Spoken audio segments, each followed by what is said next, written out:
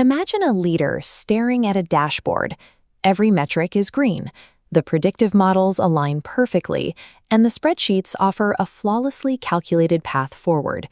Yet their hand hovers over the keyboard. They cannot bring themselves to execute the decision. All the necessary data is sitting right in front of them, but they are paralyzed. An invisible labor gap exists between a pristine spreadsheet and the human judgment required to act. History shows us exactly how deep this gap is. In 1936, the Literary Digest conducted one of the largest opinion polls ever attempted, gathering over 2 million responses to predict the presidential election. They called a massive victory for the Republican candidate, Alf Landon. Franklin D. Roosevelt won in a historic landslide. The magazine had gathered a staggering volume of facts, but they sourced them from phone and automobile registries. In the middle of the Great Depression, they inadvertently sampled only the wealthy, entirely missing the working-class voters holding these signs. A deep reservoir of metrics offers exactly zero protection if the underlying assumptions are flawed. Possessing a mountain of data does not guarantee you are making the right choice. This brings us to the bottom layer of the information hierarchy, raw data. These are just symbols, stripped of all context. Today, massive infrastructure operations generate these meaningless symbols at an incomprehensible scale. Laboratories like CERN capture petabytes of collisions, creating an endless ocean of raw numbers. On a spreadsheet, the isolated integer 12 is entirely useless. It could be $12, 12 errors, or 12 minutes. Without a unit, it means nothing.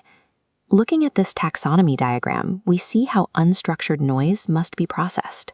Before a machine can store or compute anything effectively, that chaos has to be split into distinct paths, separating out categorical text from numerical variables. Left alone, a raw fact is completely inert. Someone has to step in and apply external labor to turn it into a useful tool. This chart maps exactly how labor is applied. On the left, the database points upward to bar charts, the first arrow of synthesis. This jump requires formatting. We attach the who, what, where, and when to raw symbols, giving them structure. Data becomes information. That floating, useless integer 12 is finally anchored. It becomes a 12% drop in regional sales for the third quarter.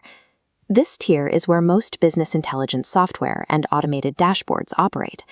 They excel at organizing variables and reporting on what has already happened. But a map does not drive the car. Information provides a clear, formatted picture of the landscape, but it offers zero instructions on how to navigate it. The second arrow is a much steeper climb. This is the complex transition from information to knowledge. Foundational business literature defines knowledge precisely. It is information in action. You can write down explicit instructions in a training manual, but tacit knowledge operates differently. It lives entirely inside human experience. It relies on deep pattern recognition, forged by living through past successes and painful mistakes.